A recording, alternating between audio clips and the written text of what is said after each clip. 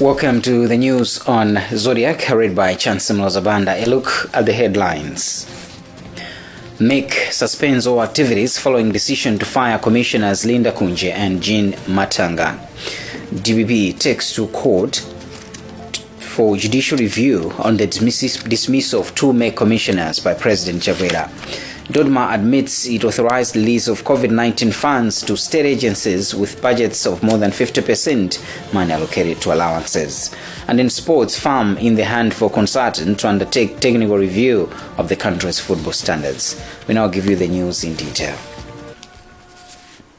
The Malawi Electoral Commission MEC has with immediate effect suspended all its planned activities, including engagement meetings with political party leaders and constituency redemarcation exercise. MEC chairperson Dr. Chifundo Kachale says this follows advice from the Attorney General Dr. Chikosa Silungwe that following the firing of two commissioners, Linda Kunja and Jean Matanga, the electoral body has no legal mandate to execute its functions. Meanwhile, political and legal experts have advised the executive arm of government to put its house in order and allow MEC to function without any interference. John Paul Kayuni filed this report. The Tuesday communication by Secretary to the President and Cabinet Zanga Chikosi discharging two MEC commissioners Linda Kunje and Jean Matanga has rendered the country's electoral body powerless to execute its functions. Now, MEC has suspended all its planned activities, including engagement meetings with leaders of political parties and constituency redemarcation exercise. MEC chairperson Dr. Chifundo Kachale told us this has been done following advice from the Attorney General Dr. Chikosa Silungwe that the remaining members of the commission should not perform their duties as they do not have the legal mandate to do so.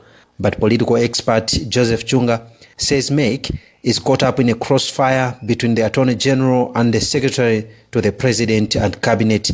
He has challenged the executive arm of government to put its house in order and allow MEC to operate without any interference. This speaks more to what is happening within the executive arm of government and less of what the Electoral Commission is doing. And I would add possibly, this is more of a political issue than it is a legal issue. While agreeing with Chunga, legal expert Professor Gaton Kanchezela advises the Attorney General and the Secretary to the President and Cabinet to resolve their differences. There is a need between the two officers to have go-heads, cool down, and then decide on what they really want to do as a government, and then get to the law and see how they can use the law, rather than throwing things at each other and at the public. Section 75, subsection 1 of the country's constitution provides that the electoral body shall consist of a chairperson and not less than 6 commissioners. For Zodiac, this is John Paul Kayuni. Meanwhile, we understand that the Attorney General Chikosa Silungwe was summoned to Mtuntama State Lodge over matters bordering on electoral commissioners' fiasco. Meanwhile, the opposition DPP is challenging President Chakwera's decision to rescind appointments of two DPP commissioners at MEC, Linda Kunje and Jean Matanga. DPP legal advisor, lawyer Charles Muhango, has confirmed filing to the High Court for judicial review and injunction. He says the matter will be held in court on April 22. Daniel Mawawa engages lawyer Muhango. The argument of the DPP is, one, the appointments which have been rescinded for the commissioners who were nominated and recommended by the Democratic Progressive Party. Therefore, they have got an interest in the matter, and the procedure which has been used to rescind is wrong, because it violates the rules, constitutional principles on the removal of commissioners of the Electoral Commission. And then essentially you are seeking an injunction stopping that decision. Yes, we are. I mean, how do you see this matter turning out? It's now opening up a whole legal battle as we stand. It puts into quagmire the operations of the Electoral Commission, like we have seen from a MEC statement. How do you see this matter panning out in the next few days? First of all, let me confirm that our application has been set down for hearing next week on 22. of April. Now, we don't know what the arguments from the government will be, but the implications in the views of DPP, who are my clients at the moment, are that this decision to rescind the appointment has got serious implications. In the first place, the document which I've seen rescinding the appointment seems to suggest that the two commissioners involved here or affected here should not have been appointed in the first place. And therefore, it puts into question what about what they've done so far? Because these are the same commissioners who constituted the commission which presided over the fresh presidential elections, and it has presided over the numerous by-elections, local council elections, parliamentary elections, by-elections, all those things. So we need to be very careful as a country, and government as well needs to be very careful what they are doing here. Again, another thing that we should see from the communication is that it would appear the president, the secretary to the president's cabinet communicating and is not communicating the tone of the president. And again, the Public Appointment Committee, which is under law, supposed to be recommending to the president for the removal of electoral commissioners, it will appear they are not involved in this equation. So we would want all those things to be litigated upon by the court. Democracy Works Foundation has appealed to political parties in the country to create space for young women to take leadership positions both at local and national levels. The organization's chief of party, Augustine Magolondo, made the appeal in Doha during an interface meeting with political party governors and youth leaders. Onyango Nkuma has filed this report. Democracy Works Foundation Chief of Party, Dr. Augustine Magolondo, hopes the participation in politics by young women requires political parties in the country to create a space for such an initiative both at local and national levels. He has since advised political parties to own the project they are implementing in Doha, even if it phases out.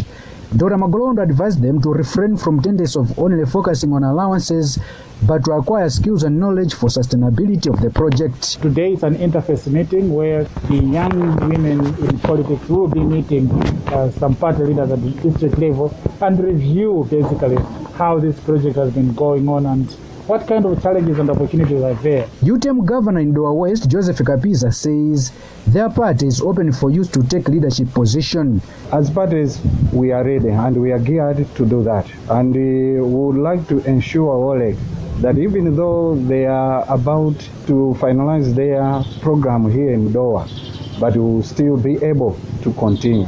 On the other hand, DPP Governor for Doha East, Abraham Jalafi, says such political positions require vast trainings in politics. Meanwhile, Senior Programs Officer for Dan Church Aid and Norwegian Church Aid, Wes Gatsimbe, says their project on young women in active politics has tremendously changed political landscape in Doha, where political parties are now able to engage youths and put them in leadership positions. Dan Church Aid and Norwegian Church Aid and other partners are implementing the Young Women in Active Politics project in Doha. Chisi, Neno, Nsanje, Rumpe and Mzimba with funding from European Union. For Zodiak in Doha, this is Onyango Nkoma reporting. The Department of Disaster Management Affairs, DODMA, says it authorized the release of COVID-19 funds to some government bodies, despite the fact that they had presented budgets that had more than 50% of the requested money allocated to allowances. Director of Response and Recovery at DODMA, Moses Chimpepo, told the Parliamentary Committee on Public Accounts that spending on the allowances was necessary as there were numerous trainings on the pandemic targeting officers including the health sector. But this did not please the committee, which agreed with the report of the Ombudsman on the matter that there were misplaced priorities in managing the fund. We have a report filed by Winston Kaimira.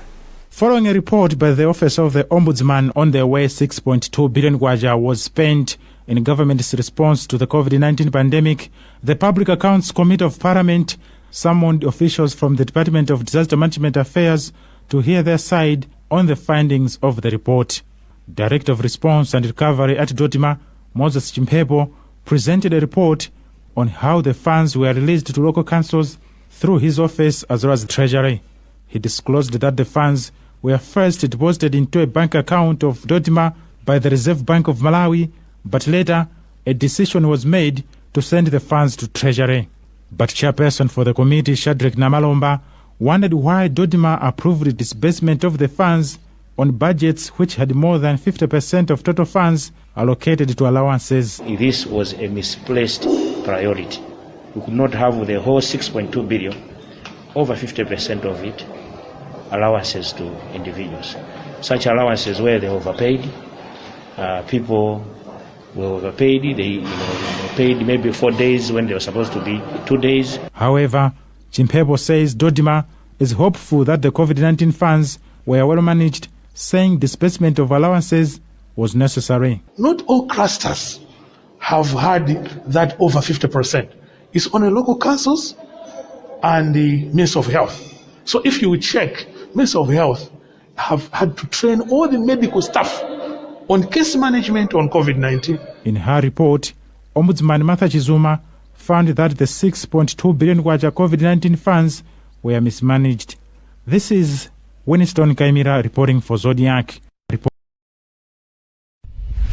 Meanwhile, the parliamentary committee failed to meet Secretary in the Office of the President and Cabinet, Zanga Chikhosi, on the Ombudsman's COVID-19 funds report. According to PAC chairperson Shadrack Namalomba, Chikhosi asked for more time to study the report. This week we had planned, after meeting the Ombudsman, to give us a briefing on her report. Subsequently, after that, we were supposed to meet Secretary of Treasury. We haven't done that because the Secretary of Treasury traveled. Second thing, we are supposed to meet the SPC on the same report, COVID-19, done by Ombudsman. The office of the SPC is not yet ready. He wants to study the report in detail, and once procedures have been done in that manner, he's going to come back to us.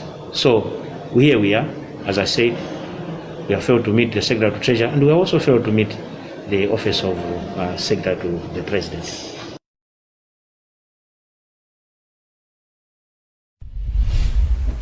Mwapata Institute Acting Executive Director William Chadza says existing gaps in the agricultural sector can only be mended through effective collaboration, thereby fulfilling the Vision 2063 of the agricultural sector. He said this in Lilongwe Wednesday when the Research Institute signed a Memorandum of Understanding with the Civil Society Agriculture Network. CISANET National Director Pamela Gwali is of the view that the partnership will improve research programs. Alinafe Mlambas filed this report. A drive towards transforming the country's agriculture sector has seen two research think tanks, Mwapata Institute for Research and Civil Society Agriculture Network, sign a Memorandum of Understanding. CISANET's National Director Pamela Gwali believes the partnership will go a long way in boosting Malawi's performance in the formulation of policies in the agriculture sector. Gwali told Zodiak the two research think tanks will, through the partnership, incorporate needs of farmers and how best to lessen challenges they experience. Mwapata Institute for Research Acting Executive Director William Chadza is anticipating the two organizations will fill existing gaps in the agriculture sector through the Memorandum of Understanding, as it will beef up the scope of work. The two organizations hope seeing a transformed agriculture sector that resonates with Malawi's 2063 development ambitions. You're watching the news here on Zodiac. We'll be back with more after this.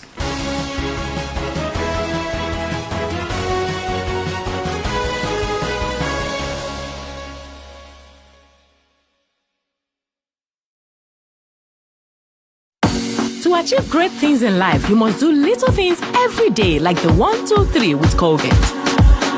One, wake up. 2, brush up. 3, smile through your day with a fresh breath and strong tea. Smile through your day with a fresh breath and strong tea. Do the 1, 2, 3 with Colgate and give yourself a future to smile about.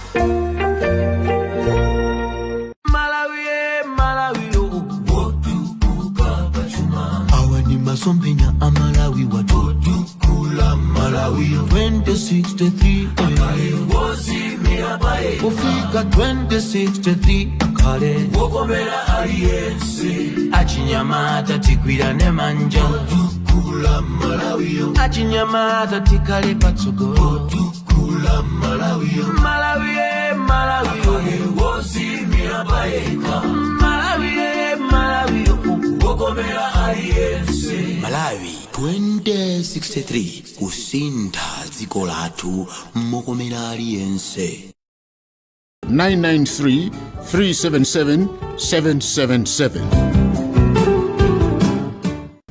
If there's one thing that all soaps do, it's wash.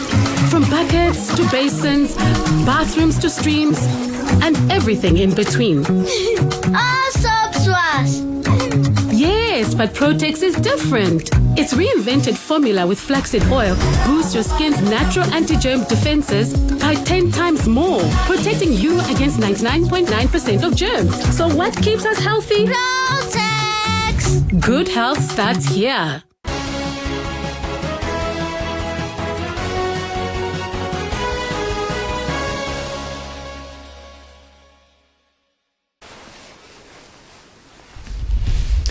Welcome back. Here are the top stories again. MEC suspends all activities following decision to fire Commissioners Linda Kunje and Jean Matanga. DPP takes to the court for judicial review the dismissal of 2 MEC commissioners by President Chakwera. Dodma admits it authorized the release of COVID-19 funds to state agencies with budgets of more than 50% money allocated to allowances. And in sports, firm in the hand for consultant to undertake technical review of the country's football standards. Moving on with the news, the Department of Wildlife and National Parks observes that the country has made great strides in combating poaching and trafficking in wildlife and ivory. The department's director, Brighton Kunchidwa, told journalists in Lilong on Wednesday that robust stakeholder collaboration through policies, investigations and advocacy have raised the profile of wildlife in the country. According to Kunchidwa, between 2010 and 2015, Malawi was rated alongside countries like Malaysia as trafficking hubs, having been a source or distribution point of wildlife and ivory to different parts of the world. We have this report filed by Western Guta. The Department of National Parks and Wildlife says robust stakeholder collaboration through policies, investigations and advocacy, among other initiatives, have raised the profile of wildlife conservation in the country. The department's director, Brighton Kunchedwa, says that between 2010 and 2015, Malawi was highly rated alongside Malaysia and China, for example, as trafficking hubs, with a few arrests and cases, whereas between 2016 and 2020, arrests and prosecutions increased with 251 arrests in 2020 alone. Kunchedwa further announced that the collaboration with different stakeholders coupled with the policies led to the biggest burst of wildlife syndicates in the country, the Lin Zhang in 2017, which was dealing in pangolins and elephant and rhino horns, including drugs. He indicated that more need to be done to completely eradicate illegal activities which involve not only breaking wildlife laws, but more including immigration laws. Other illicit wildlife products would come into the country, then shipped out to consumer nations. That has stopped. There hasn't been such cases whereby either ivory, rhino horn or other products originated from Malawi only to be intercepted outside Malawi. Since 2018, we have had no such cases. The strides have been made possible through the collaborations with the Malawi Defense Force, Immigration, Malawi Revenue Authority and the police through establishment of Wildlife Dog Detection Unit in 2018. Pangolins and elephants are the most sought after in the illegal trade, with Malawi being used as a transit point by poachers and traffickers from Tanzania, Zambia, Mozambique and South Africa due to weak laws and porous borders. Reporting for Zodiak, this is Western Guta. The United States Agency for Development USAID has urged medical care schemes in the country to continue being professional amid COVID-19 pandemic. USAID Acting Supervisor Executive Officer Richard Urban believes this will help such organizations to gain trust in their clients. The remarks were made Wednesday in Lilongwe when USAID presented certificates of appreciation to Mazim members of staff. Philip Caetano da Costa has a report. Despite being affected by the COVID-19 pandemic, Medical Aid Society of Malawi Mazim can afford a smile and pat themselves at the back for providing quality service to their clients.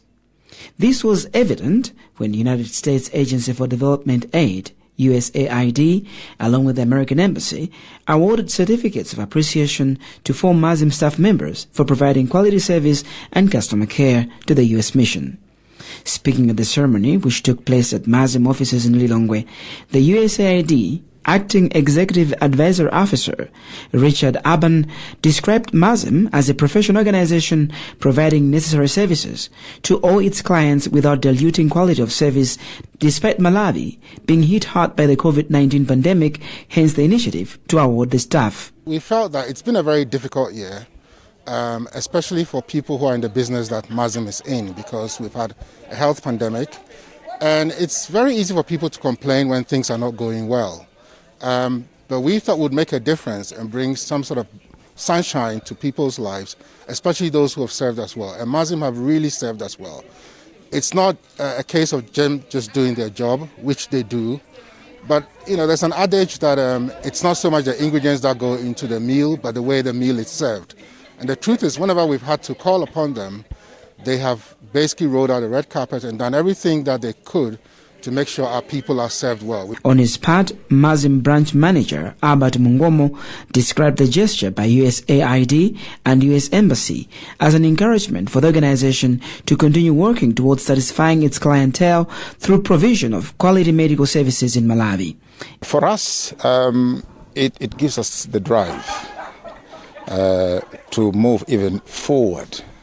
It does not make us complacent, and this is the culture that I've always instilled in our members of staff here, that in whatever we do, if we get any recognition from our private members or corporate members, let's not be complacent, but it should be the impotence for you to push forward to provide even more better services. One of the recipients, Anne-Marie Chipwanya, said this award will further encourage her to execute her duties to the satisfaction of Mazim clients. When I serve, I get that satisfaction, and that pleases me to achieve satisfaction and to bring change in somebody's life. If they come to us frustrated because of illnesses and they need to be assisted to get better, that is my passion, to give them the best, so that they go back relieved and know that Mazim is going to do the best for them through our services. Operations Manager for Central North at Mazim, Anne-Marie Chipwanya, speaking on behalf of awardees. The certificates of appreciation have been awarded to Anne-Marie Chipwanya, Tamala Pwere, Esnat Njueni, and Mavis Kalanje. And moving on to sports news, the Football Association of Malawi says it will engage a consultant to undertake a technical review of the country's football standards and advise necessary structure changes towards effective development and competitiveness. FAM General Secretary Alfred Gunda has told us the consultant will, among other things, be required to establish a style of play for both the national team and clubs. Sambanda has the details. In a written response, Gunda says the decision to hire the consultant was arrived at during the association's first executive committee meeting in January, following growing concerns from the general public and some stakeholders that the country's football had lost direction. The firm chief executive officer says the initiative to hire the consultant is being embarked upon to ensure there is an integrated approach to the development of youth football and adopt an advanced style of play for both the national teams and the clubs. According to Gunda, it is expected that the consultant to be hired in May shall make a thorough assessment on the technical situation and understand the needs to revamp the standards. Meanwhile, a local football analyst, George Kaudzamasina, whilst applauding Chiwembe for the decision, says consideration should be given to locally based experts who have vast experience of the country's football needs than expatriates. Firstly, let us applaud the Football Association of Malawi that they have at last realized that our football standards are dwindling. On the consultant which they are looking for, it has to be a local consultant who knows Malawi football, where it is coming from, where it is now. The consultant has to be holistic with concentration on youth football, but also the coaches and administrators. Negligence on development, including grassroots investments, have long been touted as amongst the key reasons behind the dwindling standards of the game in the country, leading to a dry spell from potential sponsors. Well, that's it for now. Let's take another look at the headlines before we leave. MEC suspends all activities following decision to fire Commissioners Linda Kunje and Jean Matanga. DPP takes to court for judicial review the dismissal of 2 MEC commissioners by President Chakwera. Dodma admits it authorized the release of COVID-19 funds to state agencies with budgets of more than 50% money allocated to allowances. In sports, firm in the hand for consultant to undertake technical review of the country's football standards. Visit our website zodiacmalawi.com for more news. COVID-19 vaccination is underway in the country. Make a decision, protect yourself and protect your loved ones. My name is Saulos Chilima. Thanks for watching.